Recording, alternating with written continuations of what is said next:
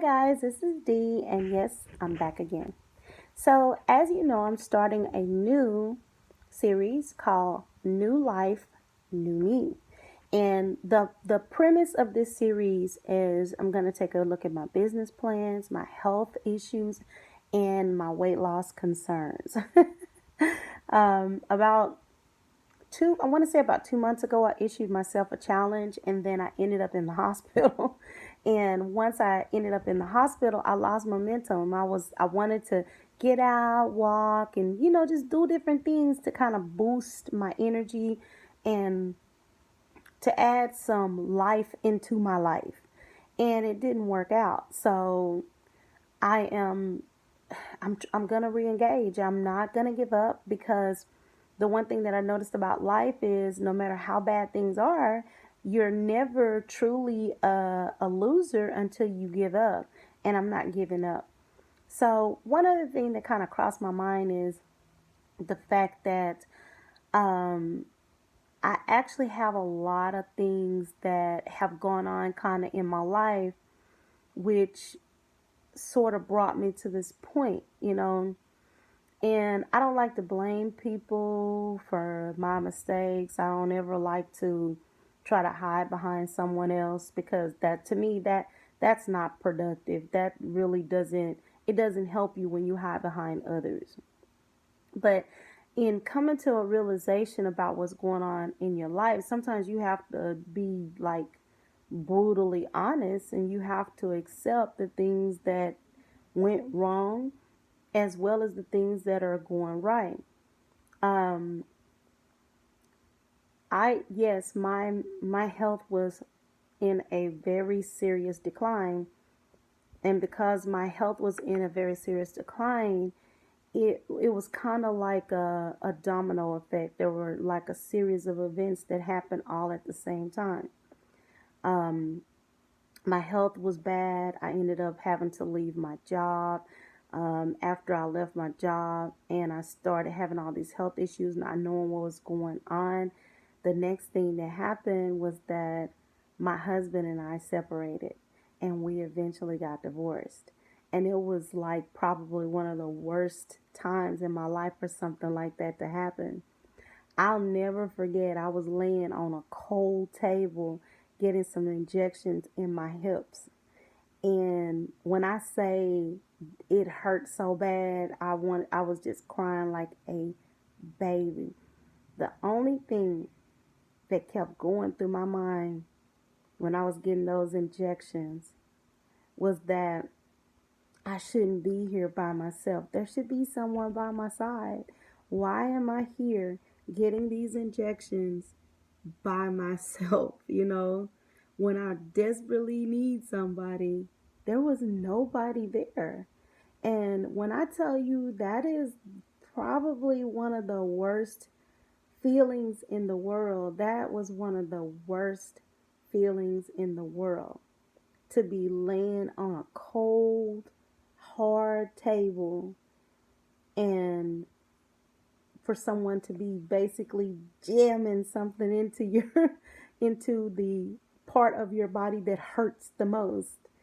And it was really eye opening. It was really eye opening that I was going through such a terrible time.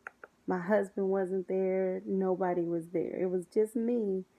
And that when I thought about it later on, I was so angry at him. I could have just snapped him. I could have took him out. But it just, it really didn't help the situation. It didn't help the issues that I was going through, the pain I was suffering, everything that I was dealing with. It didn't help. None of that helped. I was so upset and so angry and so pissed off and so so many different emotions because all I could think about is, man, when people have needed me, I have been right there, Johnny, on the spot for them. But there's one time in my life when I desperately need somebody just to hold my hand and tell me it's gonna be okay. There was nobody there. And that's very humbling. It is very humbling to go through pain, to be suffering. I mean, not just, you can say, man, I don't feel good. There's a difference between, man, I don't feel good, and literally suffering. When I was going through that pain, it was almost like my world was coming to an end. That's how I felt every day. I couldn't understand why I was suffering so much. And the worst part of it is not only why am I suffering so much, but why am I suffering so much alone? You know, you don't realize how much you need people until you are in a position where you really need somebody. I've always been a very independent person, and I tell people in a heartbeat, I don't need you, honey. I can do fine all by myself, boo boo. I've I've always been like that. Even when I was younger, I just didn't really care for people, so I didn't really just feel like I needed anybody. But you get sick, you find yourself in pain, and see how your perception about needing people changes.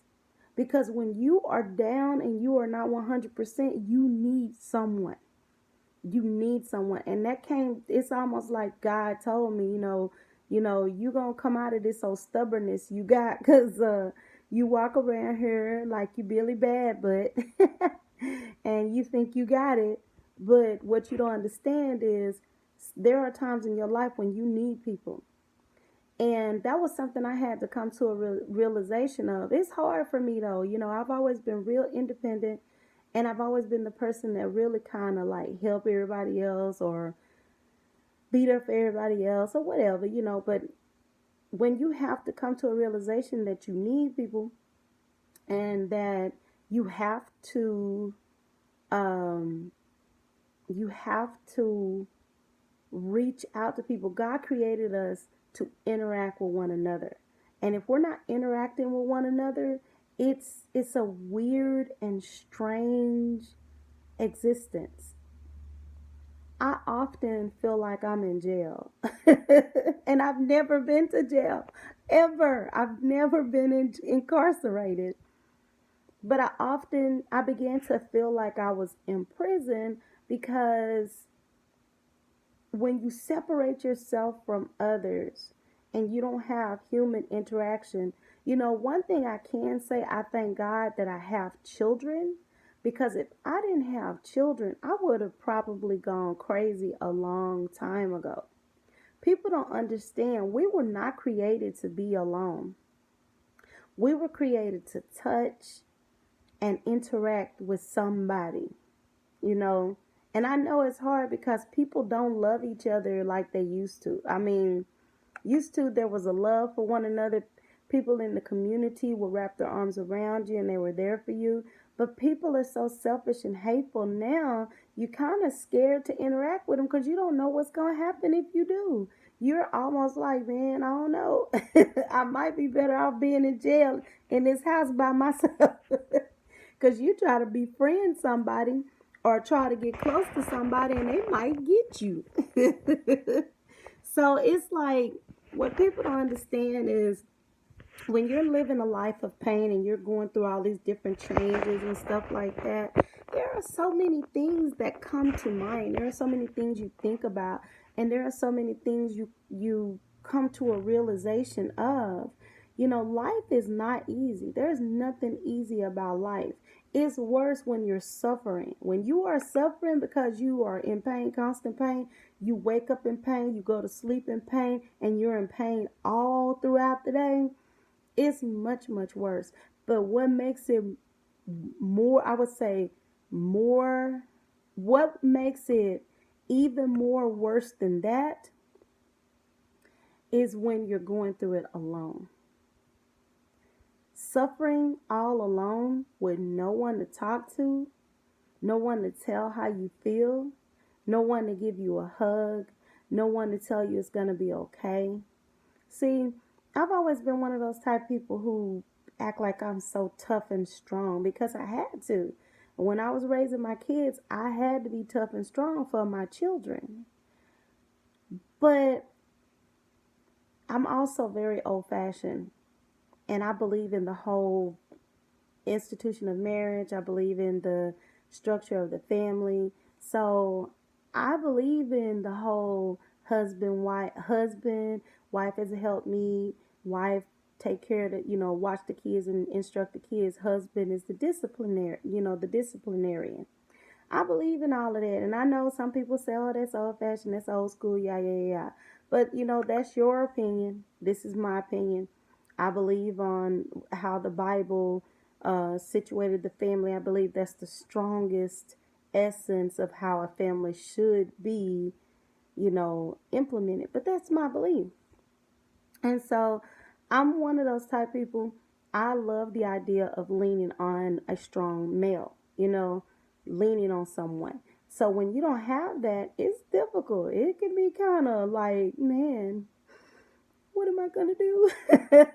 So I I just wanted to share that because it's, when we look at changing our lives and doing things different, we have to examine everything, not just the pretty pieces. We have to examine the ugly pieces too, the bits and pieces of our lives that are ugly and that need to be exposed, and that those pieces that need to be changed.